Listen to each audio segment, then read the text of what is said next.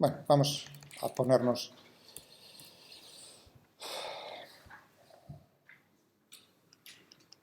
ejemplo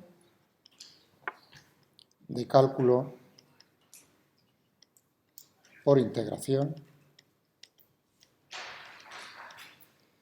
del campo eléctrico creado por una distribución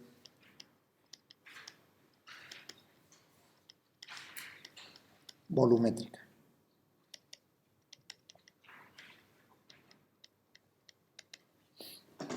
El ejemplo es el siguiente. Vamos a considerar una semisfera.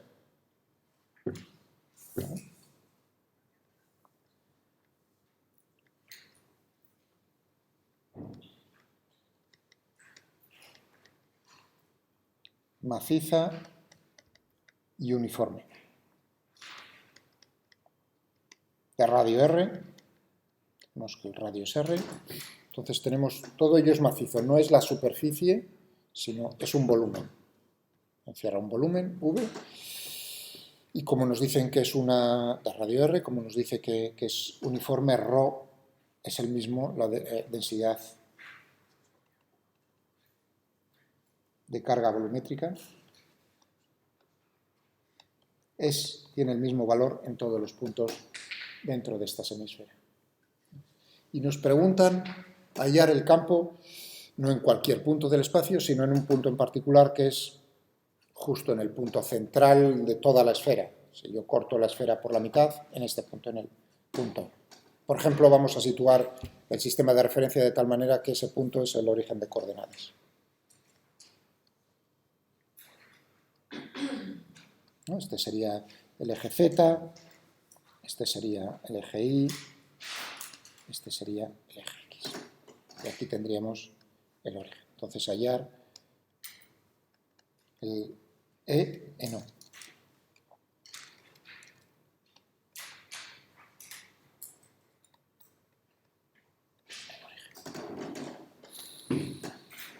Vale. ¿Qué podríamos hacer aquí?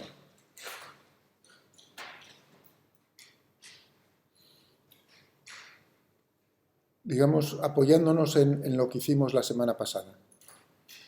Una forma de pensar sería decir, la verdad es que este cuerpo lo puedo contemplar como una suma de discos, ¿no?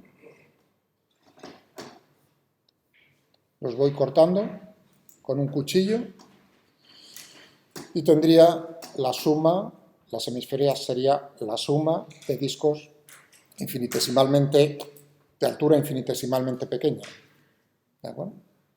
Pero como yo ya tengo el campo eléctrico para un disco, pues entonces sería sumar para todos ellos. Esa sería una forma de hacerlo. De hecho, para el campo eléctrico de una esfera, en cualquier punto del espacio, uno puede naturalmente hacer eso. ¿Entendido? Bueno, o podemos naturalmente, que es como lo voy a hacer yo y como lo tenéis también, me parece que en el puzzle y en otros libros, vamos a considerar lo siguiente. Vamos a considerar volúmenes infinitesimales.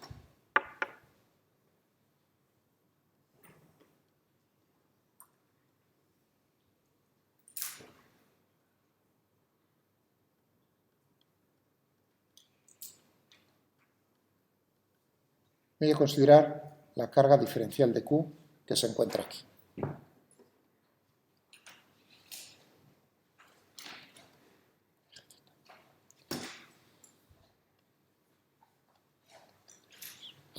Muy bien. ¿Cómo será el campo eléctrico por simetría? El campo eléctrico, ¿cómo serán sus componentes? X y Y. Fijaos que este elemento, ¿no? Por la ley de Coulomb, tridimensional no es fácil dibujar, ¿no? Tendremos, suponiendo que sea carga positiva. ¿Estamos de acuerdo en ese punto? Pero claro, si yo tengo aquí un elemento diferencial de Q, tendré al otro lado otro elemento igual, que provocaría o crearía un campo eléctrico de esta otra manera. De tal manera que tanto uno como el otro, si yo pongo los ejes de esa manera, tienen que ser cero. Es decir, que la única componente es EZ. Fijaos, es muy importante que sea uniforme. Si no, ya no podría hacer esto. O no podría decir esto. Bien, o sea que se nos ha simplificado el problema, como veis, lo que estamos haciendo en la línea, en la recta de carga o el segmento de carga, en el disco. Estoy escogiendo no cualquier punto del espacio, sino aquellos puntos del espacio donde tengo simetría y me puedo, digamos, solo tengo que calcular una de las componentes. ¿Está eso claro? Si no, el problema es tres integrales. Bien. ¿Cómo va a ser entonces el campo debido a este elemento? Creará una componente z del campo, infinitesimal, ya que la carga es infinitesimal. Por la ley de Coulomb será k, la constante de Coulomb, el valor de la carga, diferencial de q, e inversamente proporcional a la distancia entre la carga y el punto donde estoy calculando el campo. Vamos a suponer que se encuentra una distancia r al cuadrado. Eso es en módulo. Y ahora, naturalmente, tendremos que hacer la proyección sobre el eje z, es decir, por el coseno de... Fijaos que si este ángulo, es decir, si yo utilizo coordenadas polares esféricas para denotar la posición del elemento de carga, esto lo podría llamar θ, ¿no? Es decir, que esta carga se encuentra en r, θ, φ, coordenadas polares esféricas. Porque si no, y uno podría decir, oye, ¿y lo podrías hacer también con coordenadas cartesianas? Sí, lo mismo que en el disco. Lo mismo. Entonces tendríamos las coordenadas x y z correspondientes, tendríamos que ver, pero trabajar con eso no es tan fácil. Es más fácil trabajar con la simetría del problema, con las coordenadas polares. Nos va a permitir simplificarlo bastante. Entonces tenemos k diferencial de qr cuadrado por el coseno de θ.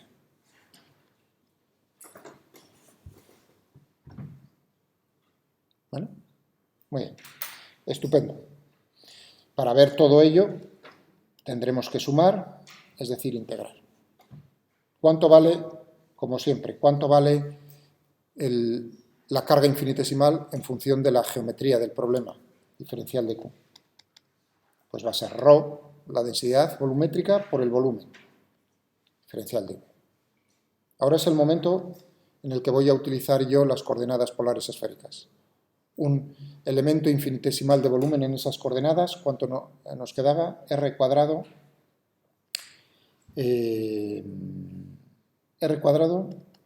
seno de θ, diferencial de R, diferencial de θ, diferencial de φ.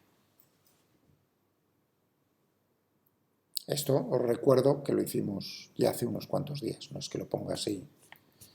Para aquellos que vean la grabación, que no crean que lo pongo así como sino que esto ya lo perdimos, no perdimos el tiempo, sino que lo estuvimos explicando lentamente. ¿Lo recordáis?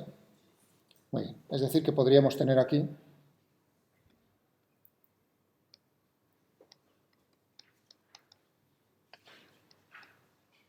K, diferencial de Q era, entonces tenemos ρ, R cuadrado, seno de θ, diferencial de R, diferencial de θ, diferencial de φ, dividido por R al cuadrado y por el coseno de θ.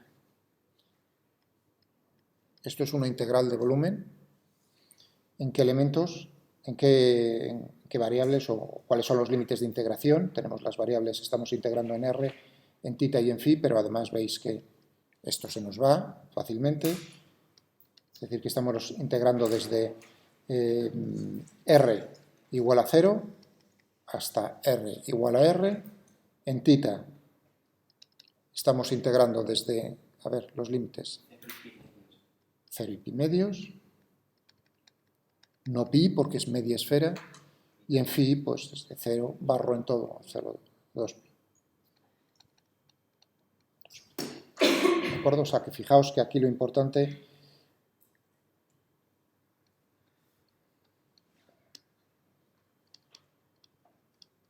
semiesfera. Ahí es donde tenemos la... Muy bien. Es decir, que nos queda el ρ sale fuera, K, ρ, y nada más.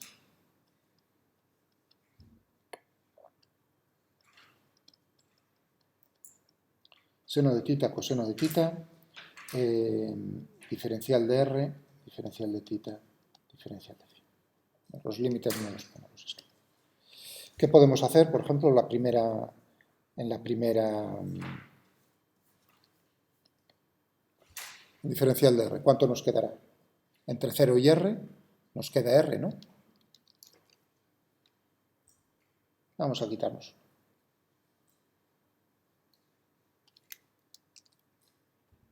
R. En fin, ¿cuánto nos queda? Desde 0 a 2pi, 2pi. Y ahora solamente nos queda entre 0 y pi medios de toda esta expresión. Y ahora, ¿cuál es la integral? A ver. ¿Cuál queréis?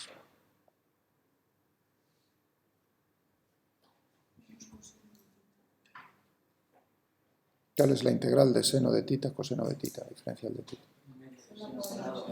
Seno, vamos a probar. Fijaos que esto está seno cuadrado de θ, o coseno, uno podría decir, bueno, coseno cuadrado, seno cuadrado. Si yo derivo esto, ¿no? Aplico la regla de la cadena, ¿no? Tendría 2 seno de θ, coseno de θ, ¿no? Ah, estupendo. Entonces, un medio y liquidado. Entre, es decir, que puedo sustituir todo esto por un medio de seno cuadrado.